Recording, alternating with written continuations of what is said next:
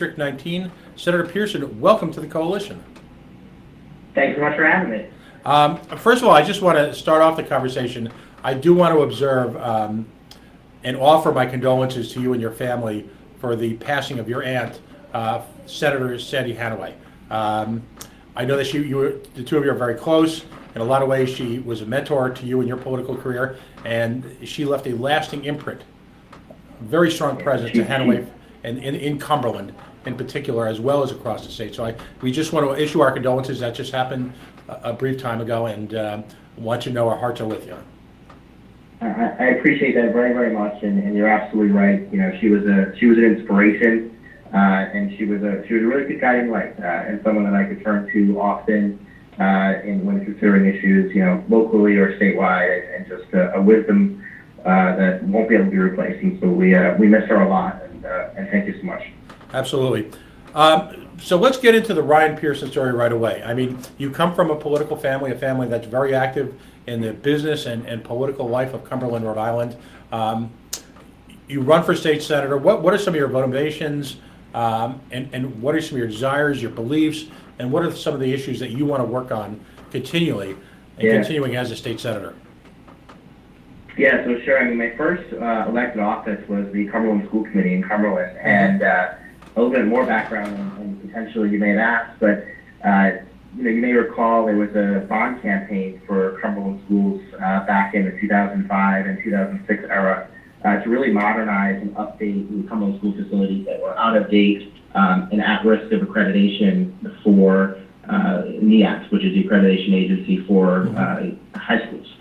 And at a young age then, as a high school student, really got involved in local politics and local issues, and we fought really hard and saw that project be approved by the voters, and it's really paid off in dividends today.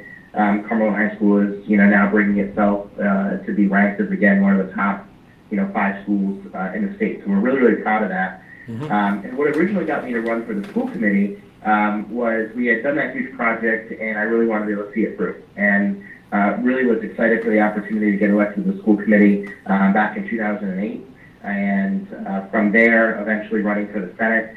And what really got me to run for the Senate was, as a local official, I quickly realized how many of the things on a day-to-day basis we were governed by on state law. And so things that we wanted to do or things that we wanted to change were largely driven by state law. And so that drove me a lot to say, hey, I've learned a lot here, let me take that experience. And at the same time, I also looked at it from a perspective of, I believe that it's sort of my generation's time to begin to step up and to show leadership. And I'll be living in the state for many decades to come, and who has a bigger vested interest in the success of our state than someone like me. And so I put my hand up, and I was really, really excited for the opportunity to serve, and have enjoyed every minute of it. So I really, really appreciate it. So what committees do you serve on currently? So I serve on the Finance Committee in the Senate, which really is responsible for our largest piece of legislation every year is the budget, obviously, and it's a really great opportunity.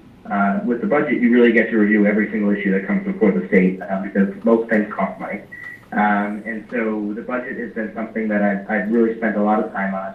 And my passion, and largely coming from the school committee background, has been education. So I serve in the Education Committee. And sort of the two biggest things that have continued to propel me and have been really important to me have been around, really looking at our education and workforce training. And I believe that's a big part of how we get to a better economy. And the second part is, how does government continue to be a good steward and partner to business? And we've made a lot of progress there, a lot more to do. And that's really been my second thing that I really tried to stay focused on throughout my time. And so those two committees have been very helpful and allowed me to do that.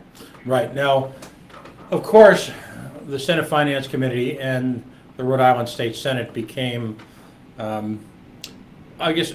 much more highly visible this year as a result of the controversy surrounding how the legislative session ended. Are you happy with the current budget? I mean, what do you see as the gains you've made, and what areas do you think still needs work? Yeah, well, I think at the end of the day, the budget is a $9 billion document, A lot of it is federal money and directed spends, right? So we're some of the pass through. And so when you really get into it, you're in a $3 to $4 billion range of what we call general revenue, to which the state can fund the state operations and make all the investments we need to make.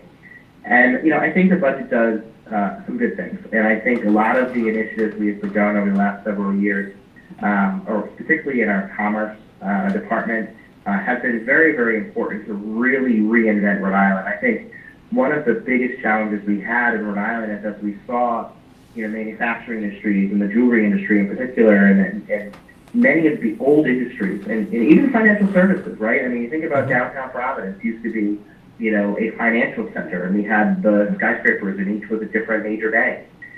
We saw, those eaten up, and by Bank of America mostly, and moved to North Carolina. So we never reinvented Rhode Island from those old industries of the past. And so I think a lot of what we've been doing in commerce, and also around job training, the Real Jobs Are program, and things like that, are critically important, and that are continue to be supported in the budget. So I think there's a ton of those things. There's a lot of things across the health and human services playing field with the budget encompasses, and there was a lot that we worked there to make sure we preserved a lot of the services for the most needy. And so I think those are really great. Yeah, at the end of the day, this was the most difficult budget vote that I ever had to take. And I am still very, very concerned with the budget that we ended up with.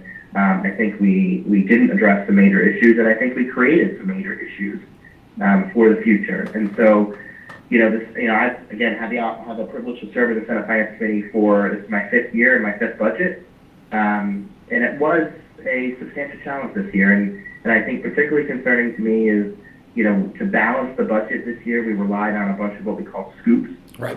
Which is sort of a raid of savings accounts of a lot of quasi-public agencies like the, National Grid Energy Fund or the Health and Education Building Fund, and even this car tax proposal, which I'd love to talk to you more about, but we didn't find, it cost $25 million this year for the first year. We didn't find that.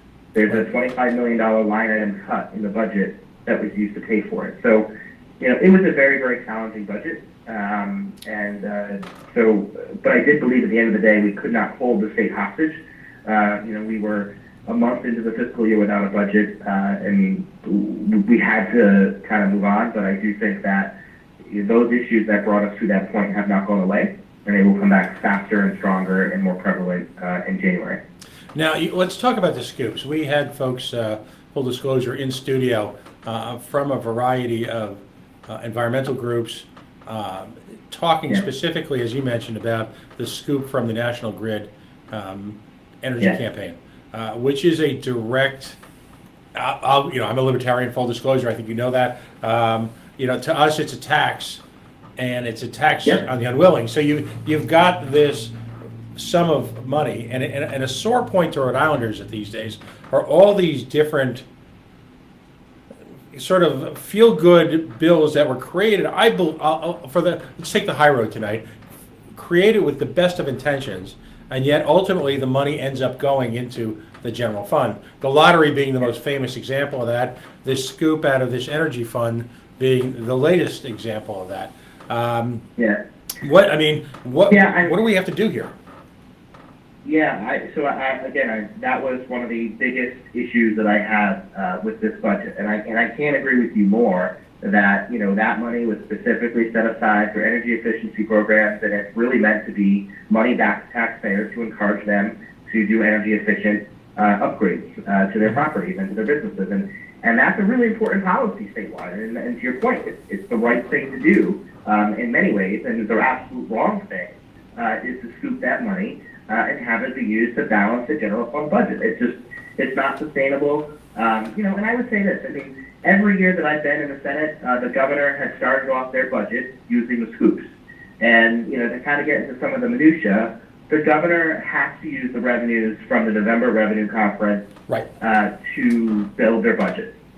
And when they're short money, they go to these scoops from all these quasi-public agencies, and they scoop the money from them to be able to spend more than what the revenue estimates were there. And I understand that, and in almost every year, actually, since I've been lucky enough to be on the finance committee, that we've actually had more revenues from the May conference than was available in November. And our number one rule for every year prior to this year, and I credit President Pai the lead a lot with this, her number one rule in the budget was we always put the scoops back first before we did anything else. We never talked about anything else until the scoops went back. And the ideology behind that was twofold. One, exactly to your point around that these monies were intended for one specific purpose and they should remain intended for that. And two, that we've seen, these savings, in I should call them savings accounts, but reserve accounts and surpluses of these agencies, that if the state ever had to tap into them, that was the last resort before hitting the rainy day fund in a really bad economy. Mm-hmm. And so we wanted to preserve them for those two reasons. And unfortunately, this year, that logic just did not prevail among my colleagues. And so I've certainly, made that known within the chamber, and also throughout the budget process was highlighting that. But I think we've got a lot of work to do to improve the budget process as a whole, because that's something that we should have been addressing a lot sooner than we decided to. Yeah, because and I don't have to tell you this because I'm sure you feel the wrath of the constituents. You're on the front line, if you will, the bleeding edge of our political system. There's a sense of cynicism that is reinforced here in the state. It can emanate from a failed program like 38 Studios, but it's reinforced when you have these funds being taken out sort of at will, and without a lot of transparency to the taxpayer. So you find an element now where people shrug their shoulders and are just disgusted. And I think this energy, this reassignment of these energy funds for a lot of people may have been the final straw with regard to actually believing what government tells them. There's a credibility gap here that exists, fairly or unfairly. It simply exists between what the average taxpayer believes and what they're led to believe. And so is there a way on a legal, whether it be legislation to enable this? Because take this one step forward to the tolls, and it's not hard to empathize with folks' natural reaction that we start the tolls and legally they're limited towards trucks, but we all know that laws can be changed. There's nothing cast in stone to then move them ultimately, repurposing that same infrastructure so that civilians' automobiles are being tolled. Do you have words of comfort for the people of District 19? Yeah, what I would say is this. I would say I 100% understand it, and you're absolutely right. I hear from residents of Cumberland and Lincoln all the time, and I think to your point exactly around when something like these national grid funds are used, and I would agree inappropriately, that causes the cynicism, and I think you're 100% right, and I think that there's no one's fault for that besides those of us in the General Assembly. I'll give you a good example, right? And so the Rhode Island Health and Education Building Corporation issues tax-exempt bonds that we allow schools, colleges, universities, hospitals to do their bonding for facilities. There's a fee charged in those bonds that is paid for by the issuer, and that fee goes into Rybeck, and Rybeck uses that to fund their operating costs, but also builds up these reserves. Right. One of the really smart things we were able to do over the last several years, and one of the things that I sponsored in my first couple of years in the legislature, was the state has completely stopped assisting with fixing, renovating, and building new schools. And one of the best things we did with those reserves was we utilized those reserves to actually help us be able to build schools and reinvigorate the state program again. And that was a scoop, but it was a scoop that was done with revenues received from bonding for school construction that had no purpose besides building reserve, and we used it to further catalyze school construction, right? And so, to me, it was absolutely the right thing to do, and we were able to restart actually having the state fix schools again, and obviously there's a lot of great reasons around why we do that.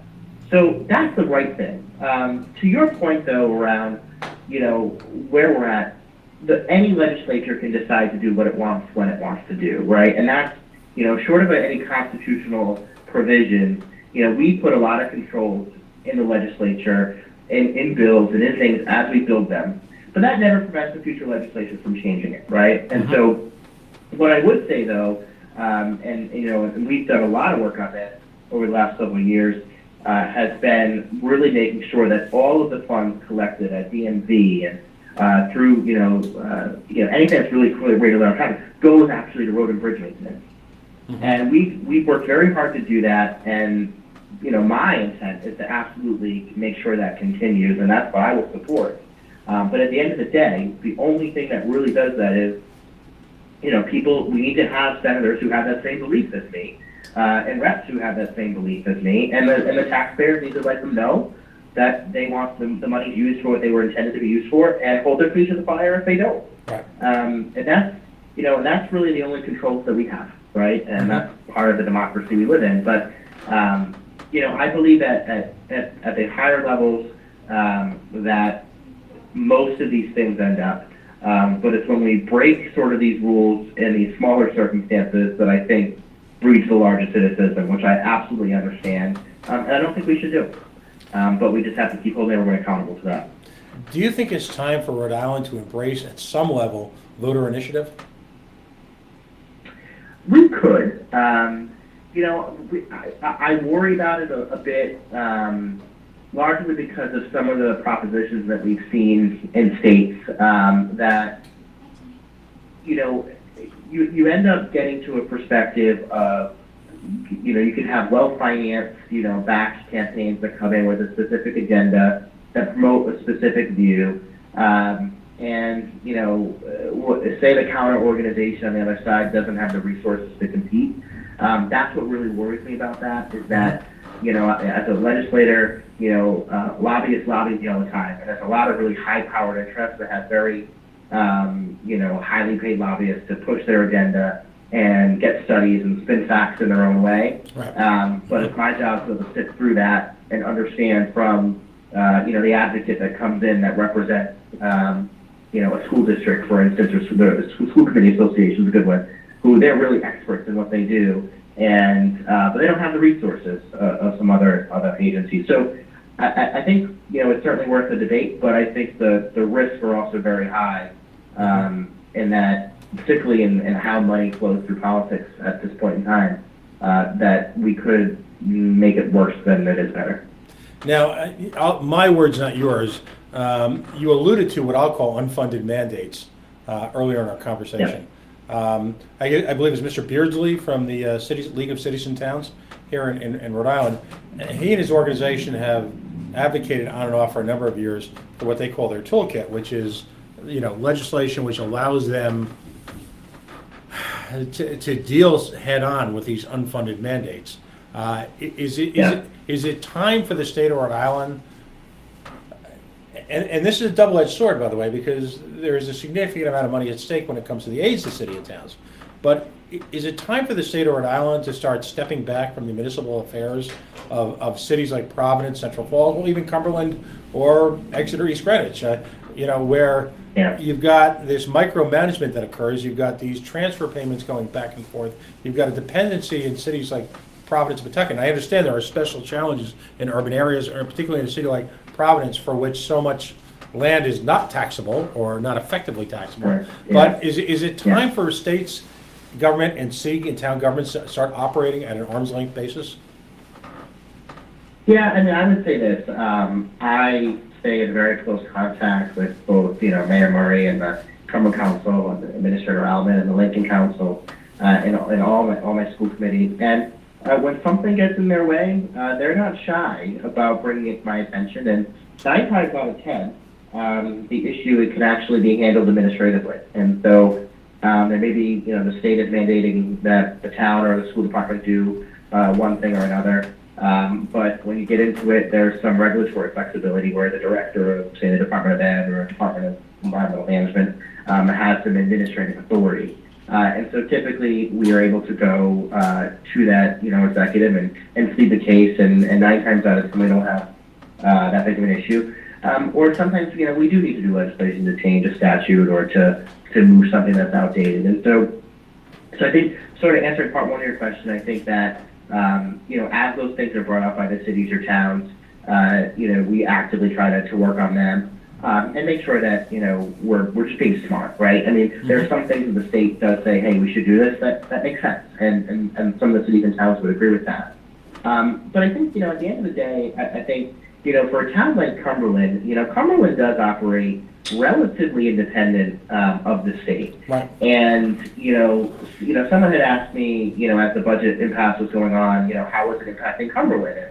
And, was my mayor really concerned about, not receiving, the various state aid payments? And I somewhat chuckled because, Cumberland receives education aid, but we don't receive pilot money like Providence. We don't receive distressed community aid like Providence. We don't have other pass-throughs like other cities and towns do. So at least for the communities that I represent, I think that they do operate in a relatively, arm's length basis, so to speak. I think to your larger question, though, around Providence and Pawtucket and et cetera, quite honestly, they depend on the state for quite a lot.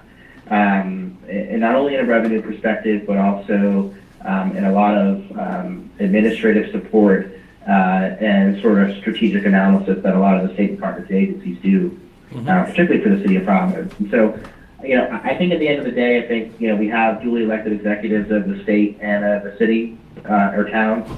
And, certainly if one of the other thinks that, one's getting in the way of the other, raise their hand and call your senator or rep. But I think, and a large portion of it, many of the mayors or administrators, do rely on the state for a lot of things, and I think they're okay with that. Well, and because here's the frustration. It's interesting. A few years ago on the Dan York show on WPRO, by sheer coincidence, the mayor of North Providence was followed immediately after by someone who I lovingly refer to as Mayor McCheese. Of course, that's Dan McKee of the great city of Cumberland, who overall I believe is an administrator. He and I disagree on certain political issues, obviously, but as an administrator, I believe the town of Cumberland, and this is hard for me to say, as a Lincoln Chafee once called me a nattering nabob of negativity, or as Joe Trill likes to refer to me as Dr. Doom. But it's hard for me to say, but the town of Cumberland in a lot of ways is very, very well run. And so what was striking was, again, pure coincidence, the mayor of North Providence was talking about the size of his workforce, and Dan McKee came on for a few minutes later, and York asked him, just almost as an aside, how many people work for the town of Cumberland, and on a per capita basis, it was a fraction of North Providence, and yet at the same time, I think the people who do the hard work of municipal government, the people who do the roads, the people who the police and all that, do a remarkably good job on very little money. Now, that's admirable when it's the town you live in. When you see cities like Providence, and again, feel free to correct me, but like Providence, and I can't remember the last time I heard any sort of announcement, any sort of movement towards downsizing government or introducing efficiencies. It strikes me that when you have this state aid, it's sort of like the gambling son. And again, I understand the challenges of running a city. You have different costs than you do in a bedroom community like Cumberland. But there doesn't seem to be any incentive whatsoever towards fiscal responsibility in Providence. It's so, as someone who lives in the burbs, it's frustrating. Yeah, I think you're on to a good point there, and I'll share two examples with you. And I'll talk about this latest motor vehicle tax, and then also talk about education spending. And I think they're very representative of a large portion of the municipal budget. And when you take a look at the motor vehicle tax, right, there are very different rates by community, and that's not just by motor vehicles; it's also on real estate and tangibles, et cetera. And you see a community like Cumberland who has a tax rate, in fractions of that of a city like Providence or a city like Pawtucket, or even other suburban communities. I mean, Cumberland's car tax rate is, again, a fraction of what Barrington's car tax rate is. And so I think at the end of the day, what you have is every city and town has to just determine their own taxing structure that drives the revenue that they are able to have, which drives the expenses that they're going to be able to also pay. And I think you're 100% right that Cumberland has been a very well financially managed town. It's been very conservative. It's run its community very, very lean. I think that's, we've let ourselves into a few places in Cumberland where I think we're now in a place locally, and I think the mayor and the council are working hard at that at some places where we've even underfunded certain areas, and they're working on that, but they're doing it, I think, in a methodical way. What you basically have here, though, is, and this is why when I sort of brought up that this budget, the state budget, was one of the hardest budgets I ever had to vote for, and what the biggest issue is really this motor vehicle tax cut.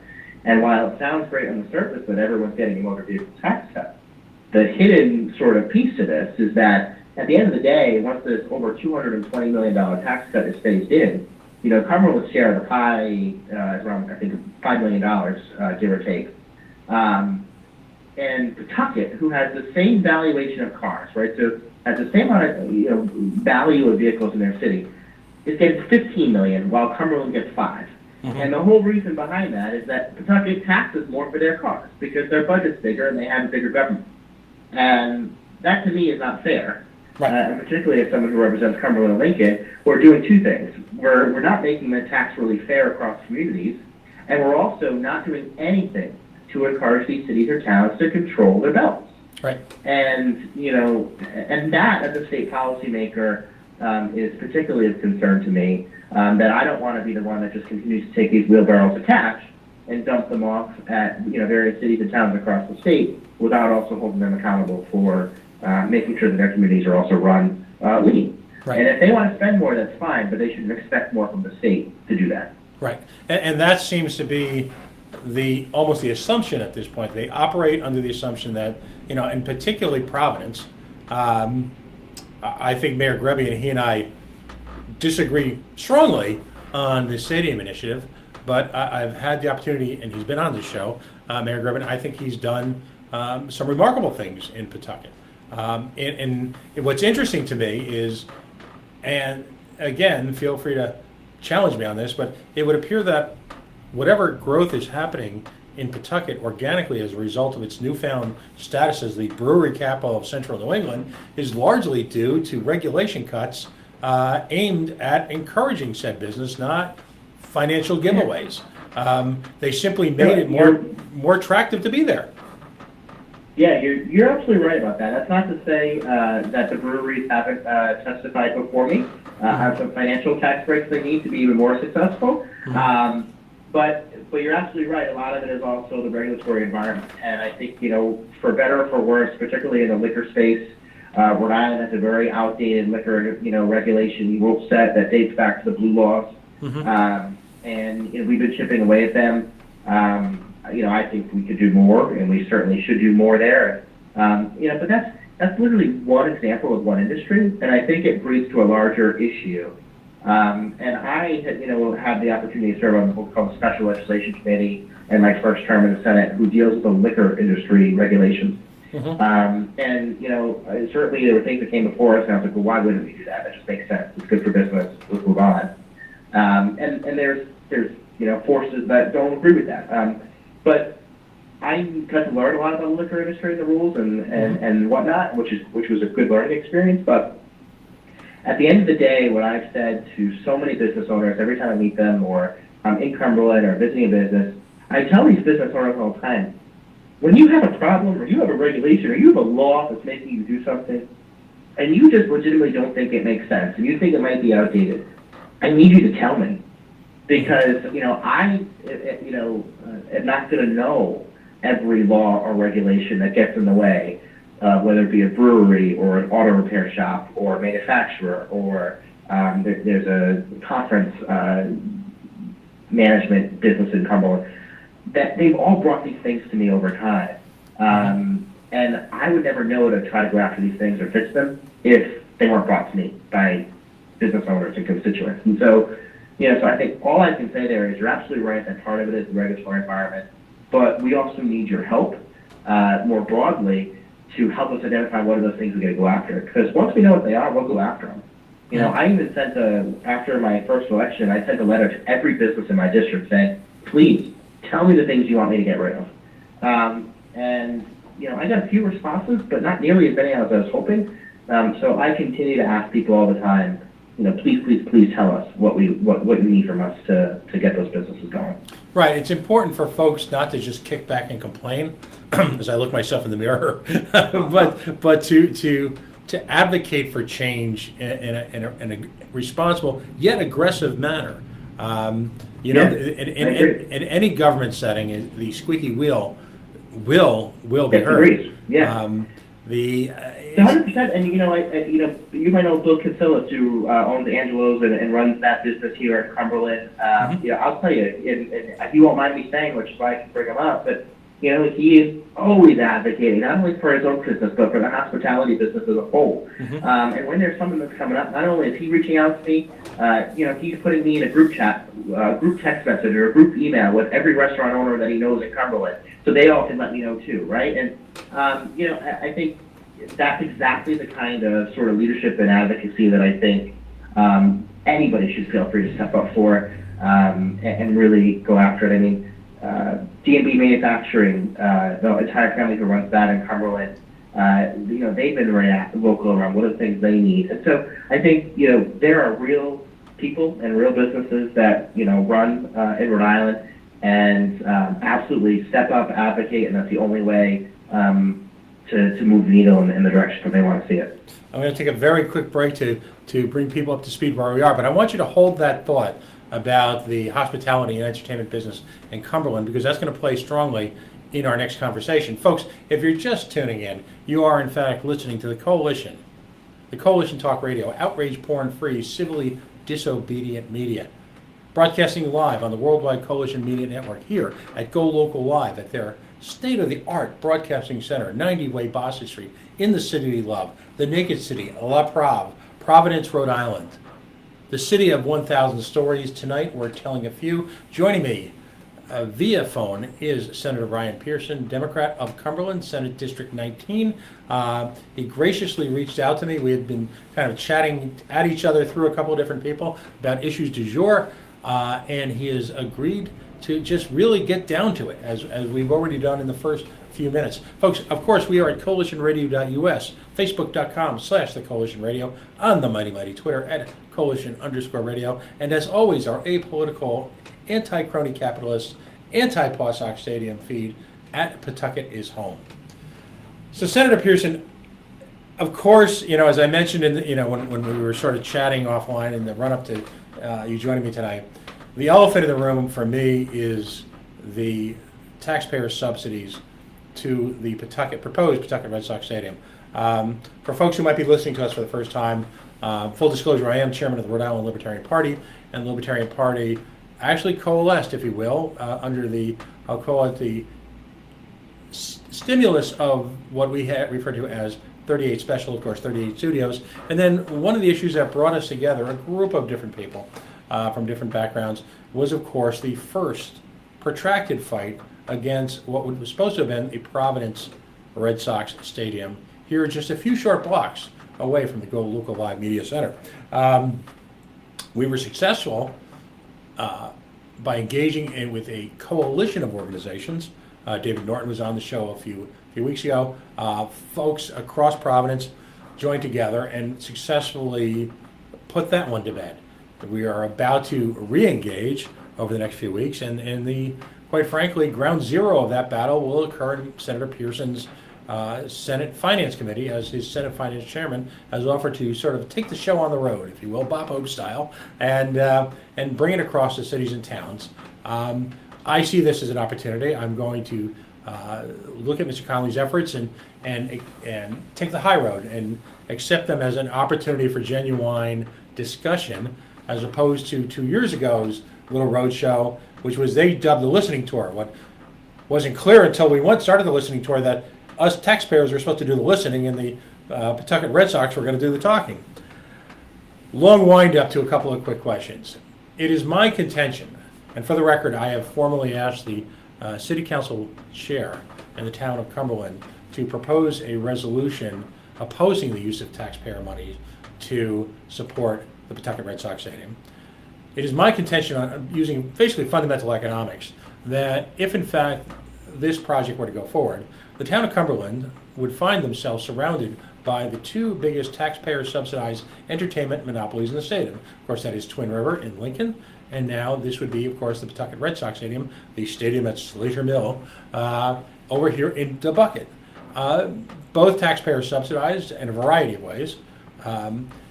The folks at the Paw Sox will argue that these are not taxpayer subsidies. I would argue that any financial arrangement which, shall we say, prevents private enterprise from having to enter the dreaded private capital markets is in fact a subsidy. So you talk about the hospitality business. Economics 101. In any given economy, there is a finite amount of disposable income. Folks who are listening, regular listeners to my show or my appearances on the Lively Experiment or testifying before the State House will have heard this mantra 1,000 times. But there is that finite amount of capital available for entertainment spending. To the degree with which this stadium is built and dropped, if you will, like an economic bomb in the middle of Pawtucket, that will, particularly in its early years, when any new business is a novelty, draw funds away from being spent in a town like Cumberland, which again is surrounded, if you will, by state-sponsored edifices. We're going to keep it clean. Senator Pearson, are you concerned at all, or do you think that businesses in Cumberland are aware of the threat that this poses on an economic level, particularly given the fact that the ownership of the current ownership, if you will, the Pawtucket Red Sox, have taken this, what was initially a stadium, and proposed to make it a year-round entertainment facility? Do you think they're cognizant of that threat? Well, I mean, I would start off by saying I think their first proposal was crazy, and I'll give you a short sort of behind-the-scenes snippet that I think you might find interesting. Mm-hmm. The first time that I was aware of the Paw Sox's proposed financing of their original, Providence Stadium, et cetera, I was literally about to take my seat before a hearing began in the Senate Finance Committee, and I leaned over. I saw the feed come up on Twitter from Providence Journal, and I clicked on the link to read the story, and I couldn't believe what they were proposing. And I leaned over to Chairman Dan DuPont, Senator DuPont of East Providence of the committee at the time, and leaned over to him and I showed him the document. And well, I don't think you'll mind me saying it, but his reaction was, good luck in Worcester. Between my initial reaction and the Senate Finance Chairman's initial reaction, as much as it got played out in the media, I think it was sufficiently dead on arrival in that first moment. With that said, I think that the team has learned substantially from their mistakes in the past, and look, I grew up as a kid going to baseball games, and the Paw Sox certainly was one of them, and the McCoy cookouts in the summer I would go to, and it's certainly a major piece of the fabric of Pawtucket and the economy of Pawtucket, and of the Blackstone Valley, right? I mean, I think, I for one certainly, I was very happy when the Patriots got their two new jets, and they're going to be flying out of Pearson. I was excited for that. And I'm also excited that, Rhode Island has a piece of the New England sports, right? And we've got the Providence Bruins. Foxborough is really closer to Providence than Boston. And certainly we have the Pawtucket Red Sox as the affiliate of Boston. So, I think that, these are decades-old and generations-old relationships that I think everybody wants to keep. But to your point around, listen, there is a finite amount of revenue and a finite amount of expense that can be done here, and certainly a finite amount of demand. And at the end of the day, you mentioned Twin River as well. Twin River, I believe, again, off the top of my head, is the third largest revenue generating stream of Rhode Island, which, take that for what it's worth, it's very concerning that we rely on gambling for that much of our revenue, but it is a substantial stream of revenue for the state. And it's the Paw Sox. We derive revenue from the Paw Sox as well. And so they derive tax revenue either through property tax or sales tax or other use taxes. And so at the end of the day, a pure loss, if the Paw Sox did decide to leave Rhode Island, would be a negative to the Rhode Island economy. And so, But let me jump in and challenge you on that assertion. So let's engage a little back and forth. And again, if you're just joining me, Senator Ryan Pearson, District 19, is joining the coalition live via phone. He was originally going to join us in studio, but got held up outside the city. There's some pretty crazy traffic out there tonight, so I appreciate him taking time on a Friday night to join us. By the way, this segment is, for the first time, sponsored by Air Sciences, airsciences.net. Mold remediation, duct cleaning, environmental hazards, covering all of the East Bay into Massachusetts and across Rhode Island. They make your home livable, safe for your family, your friends. They specialize in medical interventions, if you will, when folks are suffering. Folks, anyone who's willing to testify, to support, to embrace independent media deserves an opportunity for your business support. So, folks, go to airsciences.net. They'll do the job. They'll make your home a home. If, in fact, the Paw Sox revenue went away, we and in the run-up to this show, unfortunately, I didn't have a chance to send you this tape, and I'll certainly forward it to your attention. First off, there are other baseball leagues who are offering and have offered on this show to take the place of the Pawtucket Red Sox. The other issue is that disposable income will simply not stop being spent; it will be spent elsewhere. We had Victor Matheson from the College of the Holy Cross on a month or so ago. He actually testified to the notion that if, in fact, the Paw Sox were to go away, given the notion that most of that money derived from that they actually take out of the local economy, and if you will, it's sort of a small form of capital flight, that if, in fact, the money was spent on local businesses instead, as well as a more localized version of a baseball league, and we had the Futures Collegiate Baseball League on the air, who have openly offered to come to McCoy should the Paw Sox leave. They operate a very successful franchise in Worcester. I challenge the assertion that there will be any loss whatsoever to the Rhode Island economy from an organization that pays little or no rent, pays taxes based on a level of economic activity that is replaceable. I'm trying desperately here, not just in this conversation, but across the state, to provide a level of fundamental economics, I'll call it an economics intervention. There's no proof whatsoever that we'll lose anything economically if they go away. Spiritually, are we all have an emotional connection to the Paw Sox? Of course. A lot of that, I would argue, in terms of goodwill, has evaporated over the last 2 years because, my words, not yours, their crazy attempt to hold the state of Rhode Island, well, quite frankly, economic hostage. So, if the Paw Sox go away, and I don't want them to, I'm a baseball fan. I'll watch a baseball game for a football game or hockey match anytime. But if they go away, quite frankly, I'm not even convinced most people care anymore. I mean, yeah. Well, let me tell you my barometer and how I'm walking into the experience that we're going to be having, right? So, I think it is good that we are going to look at this issue as part of some fall hearings because it'll give clarity to the issue. And something like this, obviously, it's a substantial decision as well as something of a lot of public interest. And so I think it's great that we are going to do this throughout the fall because, through the middle of the session, it would be one of 100 issues, whereas in the fall, it'll be one of one issue. And so I think that's great, and I think the attention is important. I think, President Ruggiero made the right call this year when he said, listen, we're not going to consider it as part of a regular session, we'll look at it in the fall. And I agree with him on that, and for exactly the reasons I was just saying. The barometer that I'm looking at this, and I have zero opinion walking into it, but the barometer that I'm looking at is the Paw Sox and, the Commerce Department, who did a lot of work on this, and quite frankly, I'll be asking the Department of Revenue Analysis, which is sort of our in-house economist within the Department of Revenue for the state, to really answer some fundamental questions. And the questions really for me are going to be, first of all, tell me what your plan is, right? And what are you going to do, and why are you going to do it, and what timeline, and how are you going to market it, where are you going to get the ticket holders and whatnot? I mean, a friend of mine was at a Paw Sox game, last week and texted me, in the evening, and, probably 10% of the seating was full. So, there's a lot of valid questions to answer.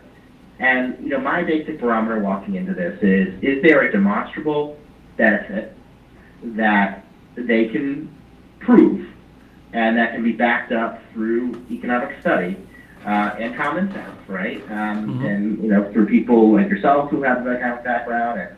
And, I was lucky enough for my degree to be in finance.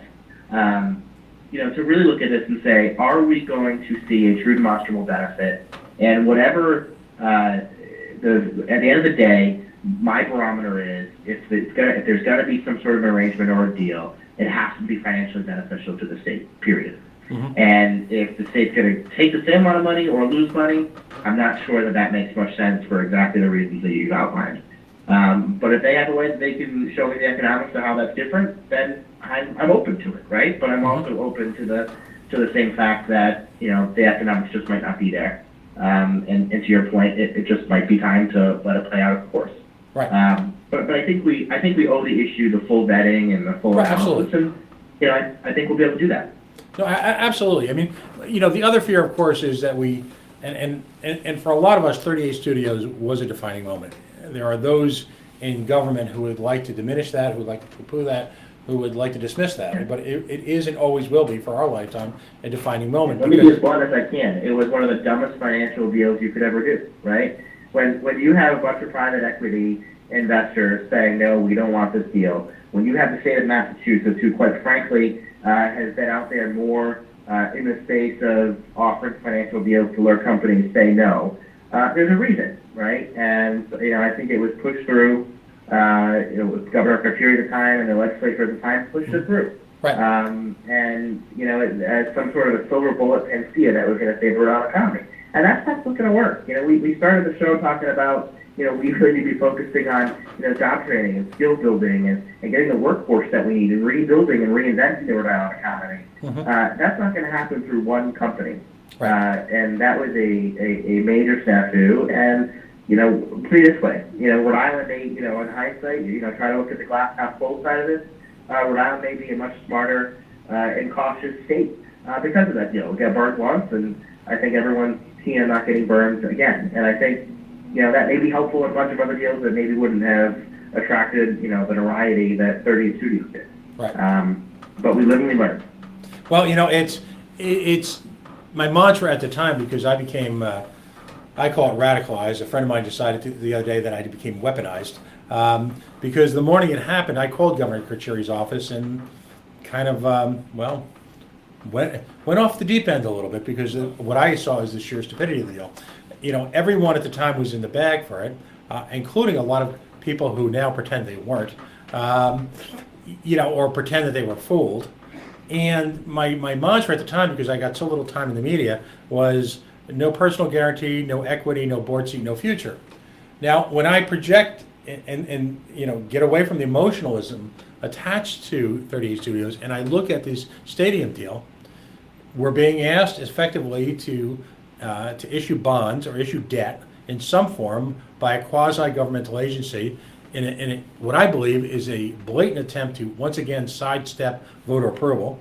And then in this case, you're looking towards this Pawtucket redevelopment, whatever authority, whatever alphabet soup they're using this week. And again, there will, under the current program, there will be no voter, because quite frankly, I believe the voters would crucify this, given the opportunity to vote on it. You're literally, in its current incarnation, according to some, you're talking about Pawtucket essentially collateralizing this in debt with their state aid. Now, take our first conversation, when you and I have some common ground on some of the issues surrounding state aid. Now we're going to have literally a city that's, and not at the fault of the current administration. The current administration inherited a mess. I think they've made some noble efforts to clean it up. I believe the good mayor of Pawtucket's heart is ultimately in the right place. But you're going to collateralize that debt with state aid that they need because their schools are literally crumbling? Yikes! And on top of that, to your own point, there's plenty of, you work in the financial industry during your day job. And all credit to you, because you work in what I call the dreaded private sector. You work in a very real world. You know as well as I that, and I believe the term du jour last year was dry tinder. And dry tinder is the term Wall Street uses for available capital markets, which are, quite frankly, given the low interest rates, are desperately looking for high rate of return investment. So if in fact this investment, as is the litmus test we now apply to 38 studio type investments, is whether or not it's financeable by the private equity markets, if it's not, then I believe the lesson learned from 38 Studios is even more severe. Take on top of that, and I'll get off my high horse here in a second, but take on top of the fact that the people involved, the ownership group of the Pawtucket Red Sox, are some of the most successful, most sophisticated investors of my generation. I mean, you're talking about the former chairman of CVS, who I believe in his last year and by the way, I'm a capitalist, so I'm not the eat the rich crowd here. He made $62 million. You're talking about Terry Murray, who engineered or orchestrated the acquisition of Fleet Bank by Bank of America. So you're talking about some of the most successful capitalists in the world. I believe Go Local Prop, Katie Nagel here, pointed out quite adroitly that if you took the combined net worth of the Paw Sox ownership group, they would be the 10th most wealthiest, bad English there, the 10th wealthiest in sports ownership group in the world. So if all of this stuff we learn from 38 Studios, we can't apply to this situation, I'm gonna agree to disagree. I don't know how far we've come or learned because, and again, I'm a libertarian. I certainly won't apologize for it, but I believe that government has absolutely no place whatsoever interfering in private markets. If the investment stands, if the investment is going to make money, congratulations. Nothing would make me happier than seeing them build their own stadium and making a bloody fortune. I hope they make $1 billion, and if that means competing against Cumberland restaurants, they did it with their own sweat equity, with their own risk capital. That's the free market at work. But if they're going to do that, and imagine this, Senator Pearson, you've got a very real possibility, if this goes forward, that you spoke to a gentleman, one of your constituents, who is quite active in communicating with you, in a very real sense, and he's involved in the hospitality business. A portion of the money he earns in the hospitality business will in fact go to subsidize his direct competition for the consumer dollar. I can't imagine a scenario in the world where that's fundamentally fair at any level. Yeah, no, it's definitely. I think your points around the ownership group or on learning from 38 Studios, I think, are all valid. Mm-hmm. And I think at the end of the day, what I'm looking for here is they got to prove their case, right? And I go into this truly from a 0 point, right? I don't go into these hearings from I'd love to see it happen or I'd hate to see it happen. I'm trying to walk into them as open-minded on either side of the issue as possible and go from there. I think I think many of these situations, you're absolutely right in that there's business cases generally fall or flop on their own. Mm-hmm. There are some limited circumstances, though, and I'll give you a good example of what's been a highly successful program in Massachusetts called MassWorks. And I actually have a piece of legislation that we passed this year, but didn't see through the House, but we'll keep working on that. That it actually models a similar program here in Rhode Island. And essentially what it is, it's a program that if there's a large area for commercial development, but for whatever reason, a development, it might be a multi-site development, for instance. And so you might have, 5 or 6 different parcels that have the ability to survive on their own if infrastructure was there, such as utilities and water lines, et cetera. But any one project can't burden the cost of those utilities. Then what happens is and now what this program is basically doing is that there's been a government entity that's been coming in and saying, okay, we'll run the sewer line to make this project hurdle for all 5 of these business cases, because not one of you could hurdle without it, but we could see it happen and it then catalyzes and actually the company returned to the state via an investment that way, versus previously undeveloped, untaxed, unused land was generating nothing versus they now have economic activity. And so I think there are some limited circumstances. I think a lot of the things we've been doing in commerce, right? I mean, let's be honest. A lot of the things we've been doing in commerce have been intentionally devised to be able to make projects hurdle financially. And I use the word hurdle, and I say that as a financial hurdle, right? Investors require a hurdle rate to get capital to attract investment. And one of Rhode Island's perennial problems has been, we have Providence rents, but we have Boston-based construction costs. And it makes projects hurdle. So you see the cranes go up from sky in Boston 10 times a day and none come up to Providence because we can't demand the rent. And you end up in this vicious cycle. And I think, we have to be smart. I don't think we can't be throwing money around. We can't be, making stupid subsidies. We can't be doing any of that. But we do have to be smart and cognizant that there are some investments that if they can be proven in advance, or if the investments from the state do not materialize until after the private sector has done their end of the bargain, that in the end, the business case and there is a positive rate of return to the state works, then we should consider it. And so I think there's it's kind of an economic theory debate a little bit, right? Right. And I think just in limited, narrow circumstances, it may make sense. It doesn't all the time, and the Fallpark Stadium might not, right? But we do, I think, have to be thinking a little bit more broadly and a little more strategically around how do we remake Rhode Island and how that's going to happen, because it's sort of the spiral of death, right? If we don't think about how we reinvigorate new industries, retrain people for new types of jobs, get development working again, we're going to continue the downward spiral of people leaving and companies leaving, and that's not going to help anybody. No, and so we really need to be a little outside the box a bit. But to your point, we need to be thinking about it in a way where I can put my head on the pillow at night and say we made a good business decision for the state and for the taxpayers of Rhode Island. Fair enough. Folks, joining us again via phone is Senator Ryan Pearson, District 19, Democrat of Cumberland and Lincoln. Tony, I'm going to do a highly professional shout out to our production staff here. Tony, how are we looking on time in this hour? We're at about 2 minutes to the top of the hour. 2 minutes to the top of the hour. Senator Pearson, first of all, thank you so much for coming in. I do have one quick shout out in the last couple of minutes we have here. We didn't get to it. I have a feeling you and I could do this for a couple hours, and I've certainly enjoyed the conversation, and I enjoy the back and forth because it's good conversation. I'm going to make a plea, and I'd like to get back to you on this because it deserves more time than 2 minutes. In this past session, one of the more controversial aspects, both the Senate and the House agreed to, and the governor signed off on legislation that will allow for warrantless searches of the state's prescription medical database. Now, my understanding is, and I'd invite you maybe to write a couple paragraphs that we can put out to our coalition audience. My understanding is that you did not vote on that proposal either way.